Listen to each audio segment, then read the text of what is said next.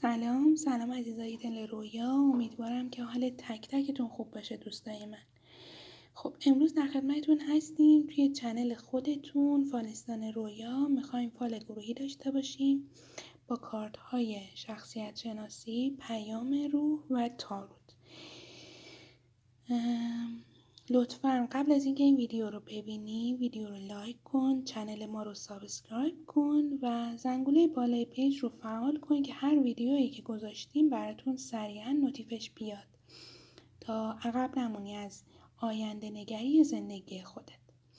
دوستای عزیزم، بعد از مدت‌ها که برگشتیم این بار قراره براتون فال جامع و کامل بگیریم، پس حتما همراهمون باش.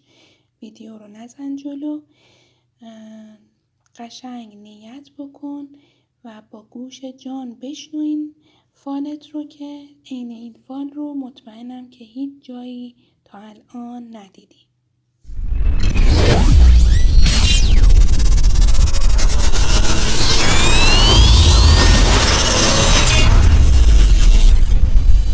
چشمانت رو ببند که بریم ببینیم که شخصیتی که داری و الان داری با من همسو میشی چه شخصیتی هست.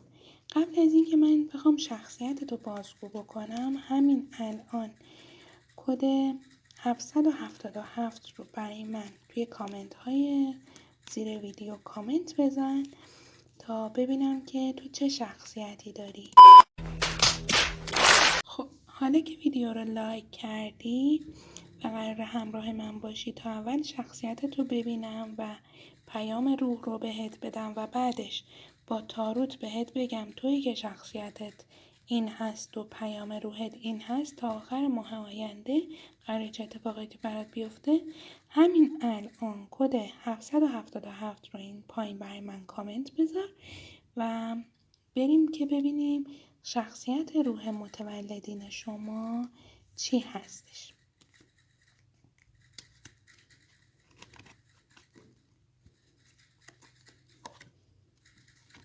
خب چیزی که دارم برای شما میبینم شخصیت شما موش هستش، کسی که هیچ وقت چشمش سیر نمیشه و کسی که تو تاریکی زندگی میکنه و تو روز بیرون نمیاد. یعنی چی؟ یعنی اینکه اغلب شما افرادی درونگرا هستین و کسی که همیشه از دونستن حقیقت محرومه. یعنی دور اطرافیان شما به شما خیلی دروغ میگن، خیلی میخوان فریبتون بدن و بیشتر سعی دارن که حقیقت رو از شما پنهان کنن.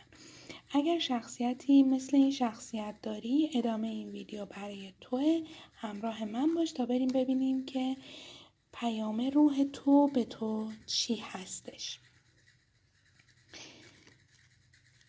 نیت یادت نره، قراره که امروز واقعا سورپرایز بشی.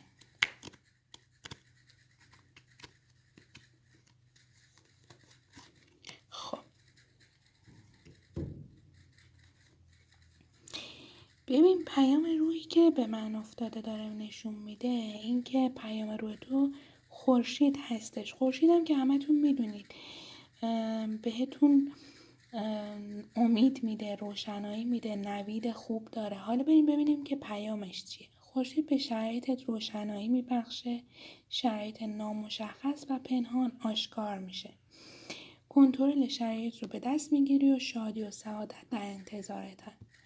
ببین این پیامی که برای تو خوندم پیام جامع و کاملی هستش. خب ولی چیزی که من دارم الان برات میبینم این که نماد خورشید همیشه نماد موفقیت، نماد در پس هر تاریکی روشناییه. این روشنایی برات خیلی زود اتفاق میفته. یعنی توی هر نیتی که داری، هر سختی که داری الان میکشی، هر مشکلی که الان داری، 100% بدون که به روشنایی میرسی. خب حالا که شناختمت، حالا که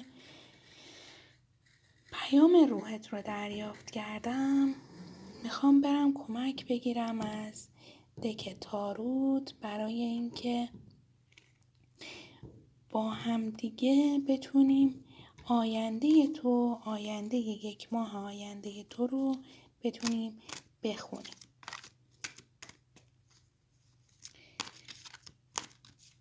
تو دلت بگو بسم الله الرحمن الرحیم. نیتت رو بگو، نیت کلی بکن روی آیندت. میدونم تک تک شماهایی که الان دارین این ویدیو رو گوش میدین یا همراه من هستین یا از طریق استوری اومدین یا سابسکرایب های قبلی من هستین، ولی اینو بدون امروز اتفاقی نیست که تو این ویدیو رو دیدی. این ویدیو برای تو اتفاقی نیست و قرار هم نیست که ناراحت از کنار این ویدیو رد بشی. خب بریم ببینیم که بسم الله الرحمن الرحیم. خدایا آشکار کن تمام جوانب زندگی فالوورهای من رو که تک تکشون با یک امیدی پای این ویدیو نشستن و دارن نگاه میکنن. خب آماده هستی که بریم سراغ این که ببینیم چه خبره و قراره چه اتفاقاتی بیفته؟ خب. به به چقدر عالی.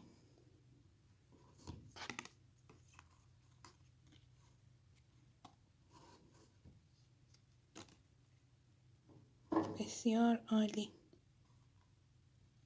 خب ببین چیزی که دارم برات میبینم این هستش که وارد یه مرحله جدیدی از زندگی، حالا موقعیتی که هستی میشی و این موقعیت میتونه حالا مالی، کاری باشه، فرقی نداره.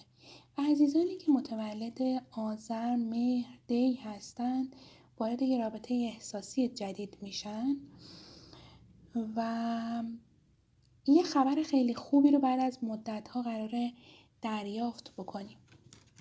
دوستای عزیزم بریم ببینیم که ادامه تاروت برای ما 3 کارتی بیرون اومد. ادامه تاروت داره به ما میگه که بیارم پایین تر که شما هم ببینید، فقط من نبینم. ببین ادامه تاروت داره به من میگه که یه آرامش قراره به زندگیت بیاد که تا 8 وعده آینده این آرامش به سمت تو میاد و اصلا نگران نباش. اگر دنبال آرامشی اصلا به دلت بد راه نده، ولی یه مقدار مراقب باش، یه مقدار احتیاط کن. اگر بین 2 راهی موندی، راهی که عقلت بهت میگه رو انتخاب کن، نه راهی که دلت بهت میگه. راهی که دلت بهت میگه ممکنه که تو رو به ته چاه ببره و این هم نشون دهنده همون بین 2 راهی موندن است. دارم براتون میبینم که یه خوشحالی درونی بازم این داره به ما نشون میده. اون خورشیدی که اینجا برای شما در اومد، هر دوی اینها داره به من نشون میده که این خوشحالی درونی هستش و خیلی زود به سمت شما سوق پیدا میکنه این خوشحالی. بریم که بازم ببینیم که کارت های تاروت به شما عزیزان چی میگن. خب دوستای عزیزم دارم براتون میبینم که یه حس خیلی خوب و پر انرژی و انگیزه‌ای که خودتون دارید باعث میشه که زندگیتون به سمت و سوی خوبی، خوشی، مال زیاد، برکت، ثروت، فراوانی به سمت اینها سوق پیدا کنید و سعی کنید که این حس خوب رو از خودتون نگیرید. آینده خیلی خوبی پیش روی شماست. اگر که مشورت کنید با کسایی که خیلی صاحب نظرن تو زمینه مالی و کاری، اگر مشورت کنید آینده خیلی خوبی در انتظارتون خواهد بود. اگر در حال پسنداز هستید، بدونید که این پسنداز رو در جای خیر و نیک قراره خرج بکنید. و چیزی که دارم براتون میبینم، سعی کنین عزیزانی که حالا بهمن ماهی هستن دارن این ویدیو رو میبینن، سعی کنید تو محیط کاریتون یه مقدار آدم محتاطی باشین، چون یه نفر هست که خبر میبره این ور اون ور و دو به هم زنی میکنه تو محیط کاریتون برای شما و این آدم میتونه شما رو به تاریکی و تباهی بکشونه.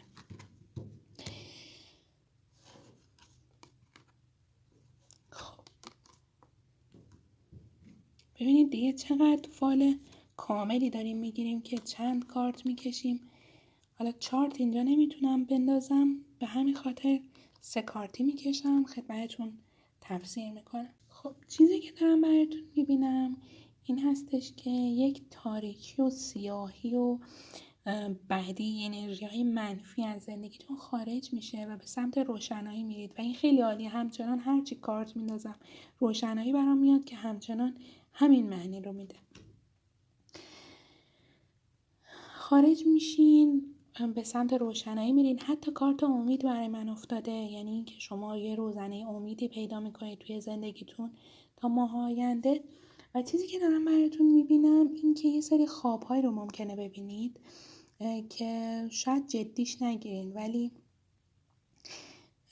بهتره که بهش اهمیت بدی. حالا اگرم جدی نگرفتین هم ولی بهش اهمیت بدین، سرسری ازش نگذرین. این خواب ها میتونن آینده شما رو به شما نشون بدن، مثل همین فالی که دارین گوش میدین. ولی خواب های شما رویاهای صادقه ای هستن که میتونن آینده شما رو بهتون نشون بدن و خبری از آیندهتون بهتون بدن. در مورد یک کاری دودل هستی و فعلا اگه انجامش ندی بهتره و زمانش برات افتاده که خیلی نامناسبه. خب به این بازم کارت بکشیم ببینید چقدر کامله، چقدر جامع این فال که من همچنان کارت میکشم به خاطر اینکه این میز ابعادش به صورتی نیست که بتونم خدمتتون چارت بندازم و فال بخونم، برای همین مجبورم 3 کارتی بردارم. ولی ببینید که چقدر این فال میتونه جامع و کامل باشه. شخصی به روابط کاری و مالیتون داره حسادت میکنه. شخصی از لحاظ مالی شاید قولی بهتون داده که سعی میکنه بهش عمل کنه که شما رو ناراحت نکنه و مشکلاتتون رو حل بکنه. حتی توی مسائل احساسیتون، رابطتون توی تردیده، یعنی مدام دودلی پیش میاد توی رابطه. حالا یا از سمت شما یا از سمت کیس احساسی فرقی نداره، ولی این دودلی ها زیاد هستش. چیزی که دارم براتون میبینم یک دلخوری 2 طرفه بینتون هست. حالا خودتون ناراحت هستین و شخص احساسیتون احساس تنهایی میکنه و دلتنگیش هم 2 طرف است. و یه شکی هم تو رابطتون هست که همش فکر میکنی که شما رو دوست نداره، ولی اصلا اینطوری نیست. چیزی که من دارم براتون میبینم این هستش که این آقا علاقه خیلی زیادی به شما داره ولی بلد نیست که چجوری نشون بده. خب بریم که ببینیم 3 کارت دیگه برای عزیزان من، سابسکرایب های من چی میاره. ببین چیزی که برای من افتاده برای مجردین افتاده که مجردین من، عزیزانی که مجرد هستن دارن این ویدیو رو میبینن، توی فصل پاییز برام افتاده که خواستگاری و پیشنهاد ازدواج دیده میشه براتون و مراقب باشین که شریک عاطفیتون چه لحاظ کاری یا عاطفی یا چیزهایی که حالا براش پیش اومده داره پنهان کاری میکنه. سعی بکنید که صداقت رو درونش جستجو بکنید. ممکنه که این پنهان کاری هایی هم که داره ازتون میکنه یه سری مشکلات رو براتون به همراه داشته باشه، یا حالا توی آینده یا همین الان تا 7 وعده آینده، یا این پنهان کاری هاش هم رو میشه براتون، همین که مشکلاتی رو برای شما به همراه داره. سعی بکنید یه مقداری محتاط‌تر نسبت به این آدم عمل بکنید. بریم کارت بندازیم بازم ببینیم که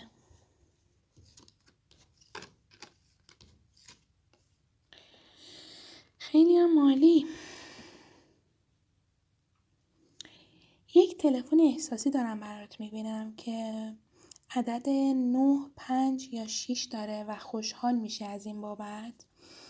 و چیزی که دارم براتون میبینم یک کاری که میخوای انجام بدی، حالا تو هر زمینه‌ای که داری به موفقیت نزدیک میشی و بیشتر راه رو طی کردی، پس دست از تلاش بر ندار. آخر این راهی که داری الان میری توی همین لحظه آخرش نور، روشنایی و برکت و خیر و ثروت هستش.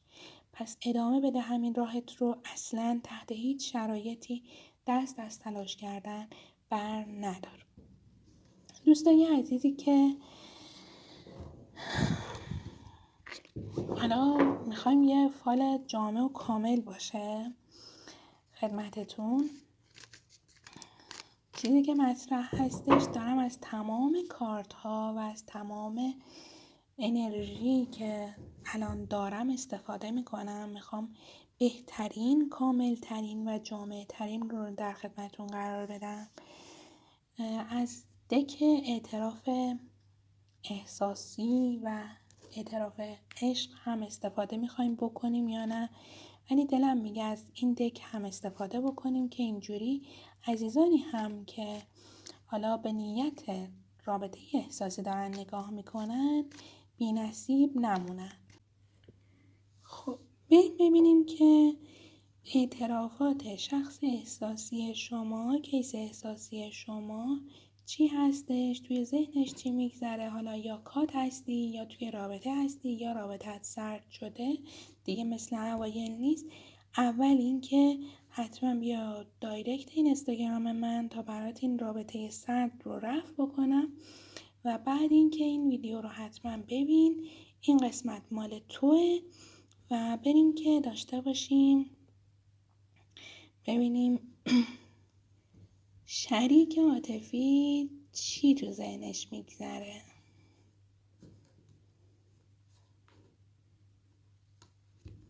خب حتی اگه الان از من چیزی نمیشنوی، اما سکوت من رو با دوست نداشتن خودت اشتباه نگیر و تو همیشه برای تمام زمانها در قلب منی. این چیزیه که شریک عاطفیت میگه، اعترافی هستش که شریک عاطفیت داره.